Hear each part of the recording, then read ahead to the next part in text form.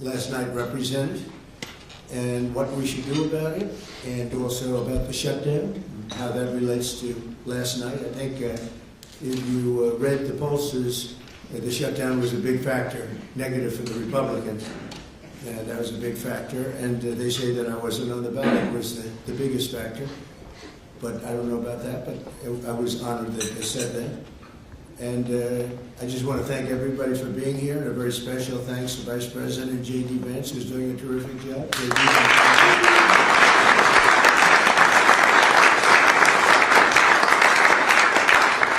As well as the Senate leadership team that has been working very hard, working really, I will tell you, nobody's working any harder representing the American people, including Senator John Thune. John, thank you.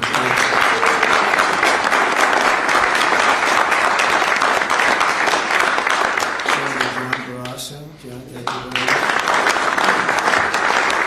Senator Tom Cotton, wherever you may be. Tom, thank you. Thank you, Tom. Thank you. So, Senator Shelley Moore Capito, who has been very involved. Senator James Langford from one of my favorite states, 77 out of 77. 77 out of 77. Reagan was 56. That was the record. We got every one of them. Thank you, Jim. And a fantastic friend of mine and an incredible advocate during the election a year ago, Tim Scott. Thank you, Tim. So as you know, we are in the midst of a disastrous Democrat-created government shutdown, and it is Democrat-created, but I don't think they're getting really the blame that they should. That's now officially the longest shutdown in American history. The Democrat radicals in the Senate have shown zero interest in reopening the government, and I don't think they'll access it. A lot of people disagree. I've been saying for the last 30 days, we've had 4 or 5 different points. Yes, sir, they're going to get it right now. We should have it done in a day. I've heard that about 4 times. I heard it after Kings. They said I was a king. And I heard it after Kings. I heard it after a couple of other moments in time. And I said, no, I don't believe so. And now I heard it's after the election. I don't believe so. I think they will. I think they're kamikaze pilots. I just got back from Japan. I talked about the kamikaze pilots. I think these guys are kamikaze. They'll take down the country if they have to. So I don't think so. Millions of Americans are going to be without SNAP benefits. And I will say about SNAP benefits, so when I was president, we had $7 billion worth, and now they have many times that, because these benefits were given to anybody that asked. And they're up to, I hear, just many times, $47 billion. So it wasn't the purpose of SNAP. It was for people that really had problems, down and out, people that really had problems. But during Biden, they gave it to anybody that wanted it. I think it's something you have to talk about because the numbers are incredible. But countless public servants are now not being paid, and the air traffic control system is under increasing strain. We must get the government back open soon, and really immediately. We have to get it open. We have the hottest economy we've ever had, and it's affecting the stock market now a little bit. But the stock market, as of Friday, has hit many record highs during the last 9 months, many. And it will again. This is just the beginning, because when these plants that are being built right now start opening up, we've never had anything like this as a boom. There's a construction boom right now, but that's going to be bigger than that. That's going to be an economic boom as soon as they open up, and it's going to be something special. We have car companies coming in. When I was in Japan, Toyota, Mr. Toyota, I said, "What's your name?" "Toyota." I said, "Oh, you're rich." I said, "How much of the company do you own?" 92.1%. I said, "I'm glad you said the one who wants to get it." I said, "You're a rich guy." And he said, "I'm investing $10 billion in the U.S. And you know what I'm talking about, right? You introduced me, Mr. Senator. You introduced me originally when you were the ambassador to Japan. He's still good. He's still strong. But he had no interest in investing in this country. Now he's investing $10 billion as of 1 week ago in building new plants. We have auto plants coming in incredibly, but we have AI and all of them. And we can't be extorted to give $1.5 trillion to people that came into the country illegally, many from prisons, many drug dealers. A lot of people came in from mental institutions, They want to give a lot of money to the people that came in illegally. We have to get them out. We can't. No country can sustain that. That's not like an attack on our country. In no country, these are not going to be productive people. These are going to be anti-productive people. And we can all have big hearts. I have a bigger heart than anybody, but we can't let that happen. It's time for Republicans to do what they have to do, and that's terminate the filibuster. It's the only way you can do it. And if you don't terminate the filibuster, you'll be in bad shape. We won't pass any legislation. There'll be no legislation passed for 3 1/4. We have 3 1/4 years, so that's a long time. But when they can't do an extension, and John, I think they've done an extension every single time they've ever been asked forever. This is the first time they haven't done an extension. Extensions are supposed to be easy, but if they won't do an extension, they won't do any bill, even a simple bill. And we should do our own bills. We should get out. We should do our own bills. We should open up. We should start tonight with the country's open. Congratulations. Then we should pass voter ID. We should pass no mail-in voting. We should pass all the things that we want to pass, make our elections secure and safe, because California is a disaster. Many of the states are disasters. But can you imagine when they vote almost unanimously against voter ID? All we want is voter ID. You go to a grocery store, you have to give ID. You go to a gas station, you give ID. But for voting, they want no voter ID. It's only for one reason, because they cheat. We would pass that in 15 minutes. If you don't get it, you'll never pass that. You'll never talk about mail-in ballots. Mail-in ballots make it automatically corrupt. If you have mail-in ballots, automatically it's correct. Even Jimmy Carter, they had the Carter Commission after he got out of office, and he had a group of very distinguished people, Democrats and Republicans, and they passed, they recommended things take place. It was a long time ago. And they said about mail-in ballots, if there is mail-in ballots, there will definitely be corruption, because, they pass through too many hands. I mean, you go in to vote, and they want your card. Even me, I went into Palm Beach. You go in to vote, they want your card, you're this, you're that. They say, I'm sorry to do this, sir, but I have to look at your identification. I said, that's all right. I love that. But, you're really not going to get away with much. It was very, very professional and very good, and the way it's supposed to be. But these people don't want that. They have legislation in California where it's illegal to ask somebody for voter ID. If you ask somebody for voter ID, if you're an official and you say, I'd like to see your voter ID, they can arrest you. Okay? They can arrest you because they want to cheat, and they get away with it. And the Republicans let them get away with it, and we won't do that if we have the filibuster. So we're going to talk about that a little bit, and we're going to see if we can sway, because I know we have a lot of, not a lot, I'd say half feel this way, maybe a little bit less than half. And it's time to have a really good talk. If I thought that they weren't going to pass the filibuster, I wouldn't even bring it up. They're going to pass it within the first hour. And if they take power, and it's more likely that they take power if we don't do it, because we're not going to be passing any legislation. They're not going to approve anything. We're going to go 3 1/4 years. There won't be one bill that we're going to pass. Because the easiest thing to pass is exactly right now what they won't pass. And they'll do that, and they'll wreak havoc. But let's assume they get it. They're doing it anyway, so it wouldn't matter. They're doing it anyway. And, I have a case where I have great U.S. attorneys that can't be approved because of the blue slips. The blue slips, I think you should terminate blue slips, too. It's a mental termination because it's really a custom.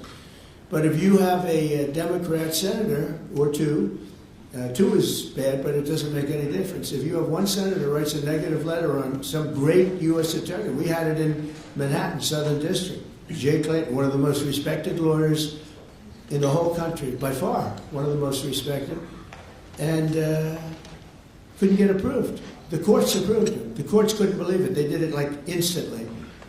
He went to the best schools, got the best marks, top of his class, everything was perfect. I mean, he was lived the perfect life. Went to Sullivan and Cromwell, almost immediately became the head of Sullivan and Cromwell, the most prestigious law firm, I would say, in the country, just about. Whether it's Sullivan or 2 or 3 I could name, but Sullivan, I would say, really, maybe number 1.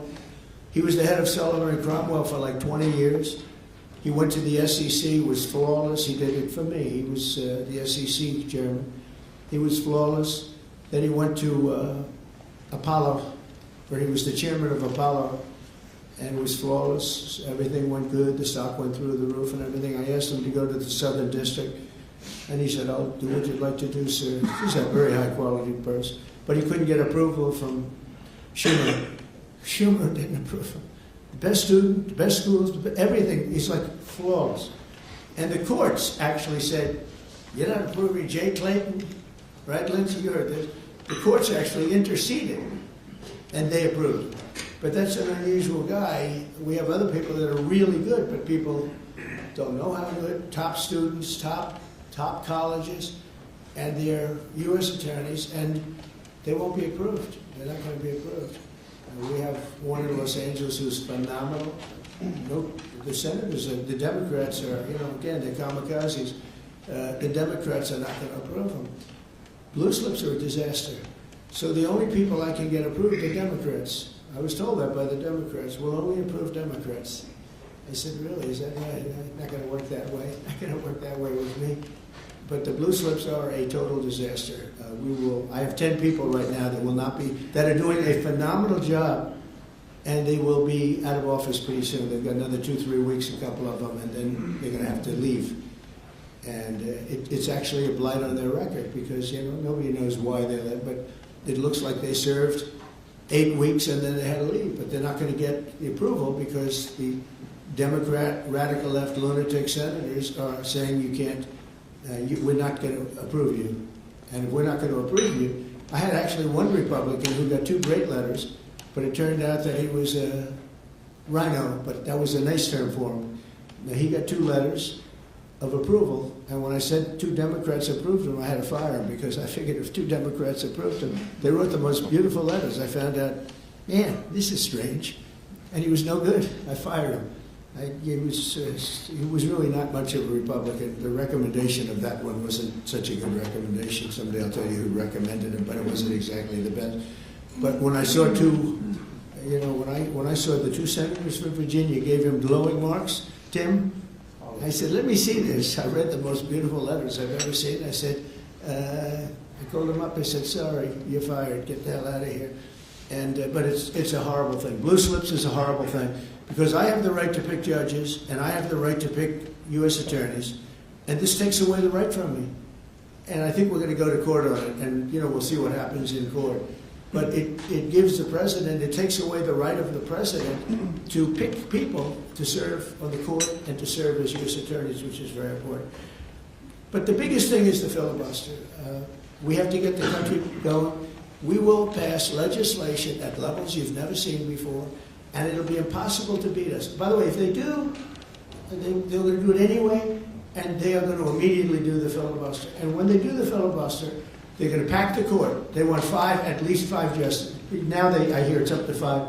I actually heard up to 7 and up to 9, okay? They want new judges. They want to pack the court, and they will do it in the first day, maybe the week. Maybe they'll slow it down because there's no reason to rush. But they'll do it the first week. They'll vote on this. And I have friends over there that are Democrats. I'm close to a lot of people. And I asked them about that because some people say, well, maybe they won't do that. I mean, they destroyed the career of Manchin and Sinema, and they got them out. They were the only objectors. Nobody else is going to object. They're going to do it the first day. They're going to pack the court. They're going to make D.C. a state, and they're going to make Puerto Rico a state. So now they pick up 2 states. They pick up 4 senators, okay? You think you have problems? They're going to do all of the things. They're going to pick up electoral votes. It's going to be a very, very bad situation. And it's done.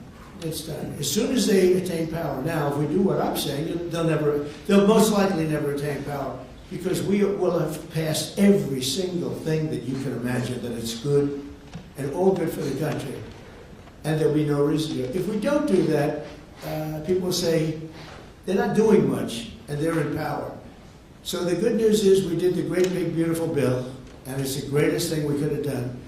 And the smartest thing with John and our Speaker of the House, who's so good, Mike Johnson, we did all in one bill. If we didn't, John, it would be a problem because we would have gotten a small piece passed. A lot of people wanted to do that. A lot of people in the room wanted to do that. They went along with me and John and everybody, and we got this thing passed. Honestly, it's 4 years worth of goodies. And no tax on tips, no tax on Social Security, no tax on, think of it, no tax on overtime. It's an unbelievable tax cut for the workers and for business, where business is going to create jobs, and we are. We're creating jobs at levels that nobody's ever seen before. All these things are good. We have to be able to get the word out. If we don't get the word out, we're making a very big mistake. So I have this long, beautiful, and very boring speech. I won't bother you. But because we can just start talking, and I think it's very important. We have to get the country open, and the way we're going to do it this afternoon is to terminate the filibuster. And it's possible you're not going to do that. And I'm going to go by your wishes. You're very smart people. We're good friends. But I think it's a tremendous mistake, really. It would be a tragic mistake, actually. It's time. It's time. If I thought they weren't going to approve, I'd sort of be with you. Be fine. I'd be neutral to with you. But knowing that they're going to pass it as soon as they get any semblance of control, they'll pass it first thing. Then it's like we have to do it first. And we have 2 years, and we'll end up with 2-3 years, and we'll have this country so perfect. We will have passed more legislation than any Congress and any group of senators or a group of congressmen. And we will get it through. They'll send it to us. We'll send it to them. It'll be a beautiful machine. Otherwise, we're just going to sit around and argue with these people all day long. And they're highly unrealistic. Highly unrealistic. Many of them are radical left subversives, frankly. So I want to thank everybody, and we're going to talk, and I want to thank the press for treating us so really well for that foreign trip. It was an amazing, we had just an amazing meeting. Don't forget, 2 months ago, it looked like the whole world was in trouble over rare earth, and that's no longer even a subject that people talk about. It was all worked out very quickly. Without tariffs, I couldn't have done it. I put a 100% tariff on China. As soon as I heard it, within 20 minutes, I put a 100% tariff on China. When President Xi, who's really a friend of mine, as much as he can be a friend, he's a tough man. He's a tough man. Smart man, actually. Very smart. The press doesn't like it when I call him very smart. You know, they think I'm not supposed to call him smart. But at least 1.4 billion people, without question. In fact, during the meeting, we were there. A couple of you were there, and some of you saw it. So he's here, and he's got about 6 people on each side, and every one of those people was standing like this. They were at attention. And I made a comment to one of them, and I got no response. I said, "Are you going to answer me?" I got no response. And President Xi didn't let him have any. So if there's any question, I said, I want my cabinet to behave like that. I'm demanding that I want them sitting up like that, Tim, just nice and straight. I've never seen posture like that. I've never seen men so scared in their lives. They have the equivalent of a vice president. He was. I said, "Are you going to answer my question?" And he's like, he doesn't move. I said, "What's wrong with this guy?" "Oh, I will answer all questions." Why don't you behave like that? JD doesn't behave like that. JD butts into conversation. I want to have that for at least a couple of days, okay, JD? We'll keep you long term, but a couple of days of that would be very, very good. Okay, I want to thank you, and we'll talk a little bit. And I see they set me up with a podium. I thought I'd just be sitting, but it's probably easier. I want to thank you all very much. Thank you to the press, and you can go, and we'll speak to you later. Thank you. I'm going to Miami to make a speech today at a big group, and we have a nice big crowd, and we'll see you there. A lot of you are traveling down with me. Thank you very much. Mr. President, you sound very frustrated by last night's elections. What are the takeaways for people in this room? Thank you, press. What happens if they don't eliminate the press? Keep moving. Thank you, press. Please, Rod. Thank you. Keep moving. Thank you. Thank you. You guys keep moving.